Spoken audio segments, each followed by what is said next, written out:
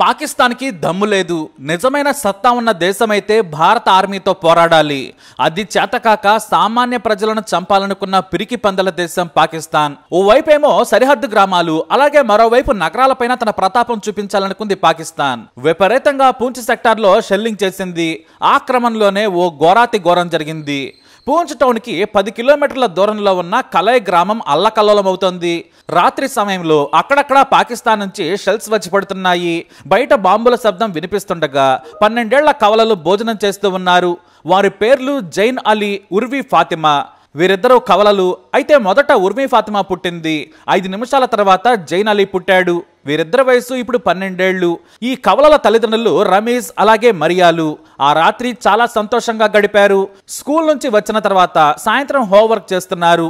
రాత్రి సమయంలో భోజనం చేస్తుండగానే బాంబుల శబ్దం వినిపించింది. స్కూల్ టీచర్ గా పనిచేస్తున్న రమీజ్ తన సోదరుడి వరుసయ్యే అలీకి విషయం చెప్పాడు. ఈ అలీ మరియా చెల్లెలు భర్త. పాకిస్తాన్ వైపు నుంచి బాంబులు పడుతున్నాయని చెప్పాడు. సరిహద్దుకు కేవలం 10 కిలోమీటర్ల దూరంలోనే ఉంది ఈ గ్రామం. బాంబుల శబ్దం వినిపించడంతో పూంచ్కు మీరు వచ్చేయమని చెప్పాడు. నేను కారు తీసుకుని వస్తున్నాను, మీరు సిద్ధంగా ఉండమని చెప్పాడు రమేష్ సోదరుడు. దీంతో రమేష్ సరేనన్నాడు. రమేష్ సోదరుడు రావడానికి ఆలస్యమైంది. రాత్రి 9 గంటలు దాటింది. మరోవైపు బాంబుల శబ్దం గంట గంటకు పెరుగుతూ ఉంది. కవల పిల్లలు జైన్ ఉర్వాలు పడుకున్నారు. సాయంత్రం వరకు ఆడుకొని అలసిపోయి ఆ తర్వాత భోజనం చేసి పడుకున్నారు. బాంబుల శబ్దం కూడా పట్టించుకోవడం లేదు. మరోవైపు కరెంటు తీసేశారు. కరెంటు వెలుగులుంటే పాకిస్తాన్ సులువుగా దాడులు చేయగలుగుతుందని కరెంటు తీసేయమని అప్పటికే దగ్గరున్న గ్రామాలకు ఆర్మీ సమాచారం ఇచ్చింది. దీంతో తలుపులు పెట్టుకుని ఫోన్లో సమాచారం తెలుసుకునే ప్రయత్నం చేస్తున్నారు. అయితే దూరంగా బాంబ్ షెల్స్ పడుతూ ఉన్నాయి. రమేష్ కు అతని భార్య మరియాకు కంగారు పెరుగుతోంది. పిల్లల గురించే వారి బెంగంతా.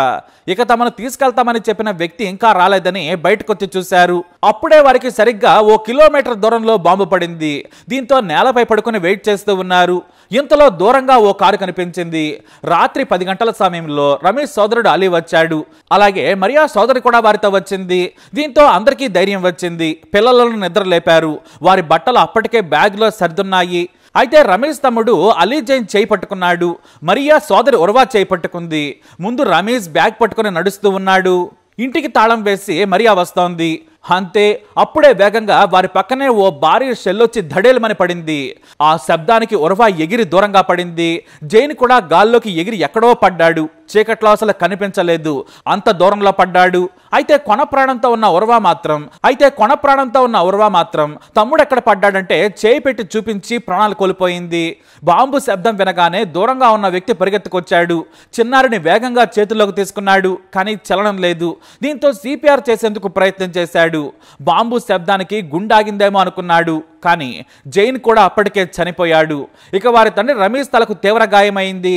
చేతికి కూడా గాయాలయ్యాయి. కాలు కూడా విరిగిపోయింది. ఎందుకంటే బాంబు పడింది అతని ముందే. ఆ గాయాలకు స్పృహ కూడా కోల్పోయాడు. అయితే వారి పక్కనే ఉన్న మరియా, అలీ అతని భార్యలు మామూలుగానే గాయాలతో బయటపడ్డారు.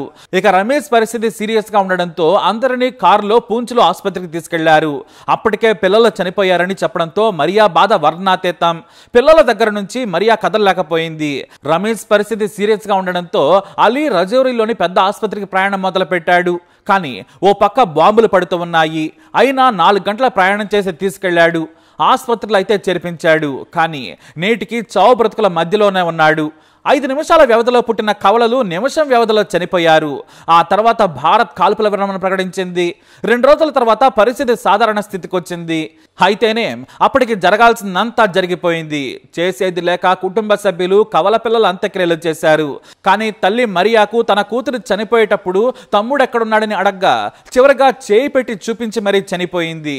ఓర్వా అన్న మాటలు ఇంకా చెవుల్లో మారుమోగుతున్నాయని ఆ తల్లి ఏడుస్తూ చెప్పింది. ప్రాణం పోతున్న సోదరుడి కోసం తప్పించిన తీరు చెబుతుంటే అందరూ కంటతడి పెట్టారు. ఇక రమేష్ ప్రాణాలతో పోరాడుతున్నారు. తన పిల్లలు చనిపోయారన్న విషయం కూడా అతనికి తెలియదు. ఎలా ఉన్నారని సైగలతో అడిగాడు. ఇంటి దగ్గర ఉన్నారని బంధువులు చెప్పారు. అయితే ఇప్పుడు వీరేమంటారంటే తమకు పాకిస్తాన్ నుంచి ముప్పు ఉంటుందని అధికారులకు తెలుసు, యుద్ధం మొదలు పెట్టే ముందే తమను ఖాళీ చేయమంటే వెళ్లిపోయేవాళ్లం, కానీ మాకెవరూ చెప్పలేదు. రాత్రి వచ్చి మరునాడు ఉదయం బలవంతంగా వెళ్లిపోమని చెప్పారు. మేము ఇంత సీరియస్ గా ఉంటుందనుకోలేదు. మేమిప్పుడు ఎవరి కోసం బ్రతకాలని మరియా కన్నీరు మున్నీరవుతోంది. ఇక యుద్ధం ప్రక్రియ పూర్తయ్యాక అందరూ ఇప్పుడిప్పుడే గ్రామానికి చేరుకుంటున్నారు. ఈ గ్రామంలో చనిపోయింది ఆ ఇద్దరు పిల్లలే. 2 వారాల క్రితమే పుట్టినరోజు వేడుకలు కూడా జరుపుకున్నారు. ఇక భర్త బ్రతుకుతాడో లేదో తెలియదు. పిల్లల అల్లరి కనిపించదు వినిపించదు అని మరియా ఏడుస్తున్న తీరు అందరినీ ఏడిపిస్తోంది. వాస్తవానికి ముందే గ్రామ ప్రజలను తరలిస్తే సరిపోయేది, కానీ ఏ గ్రామంలో ఏ టెర్రరిస్ట్ ఉన్నాడో ఆర్మీకి తెలుసు. చాలా మంది పాకిస్తాన్ తీవ్రవాదులకు సమాచారం కూడా ఇస్తుంటారు. దీంతో భారత్ మెరుపుదాడి చేసింది. కానీ పాకిస్తాన్ ఇలా పిరికిపంద యుద్ధం చేస్తుందని ప్రపంచమంతా తెలుసు, కానీ వారికి మాత్రం తెలియలేదు పాపం. పాకిస్తాన్ ధ్యేయం ఒకటే, ఇండియా గడ్డపై ఉన్న వాళ్ళు చనిపోవాలి. వారు సైనికులైనా సామాన్య ప్రజలైనా వారికి సంబంధం లేదు. ప్రస్తుతం ఆ గ్రామంలో అంతా విషాద ఛాయలు అలుముకున్నాయి. మరి ఆ కవల పిల్లల ఆత్మకు శాంతి చేకూరాలని కోరుకుందాం.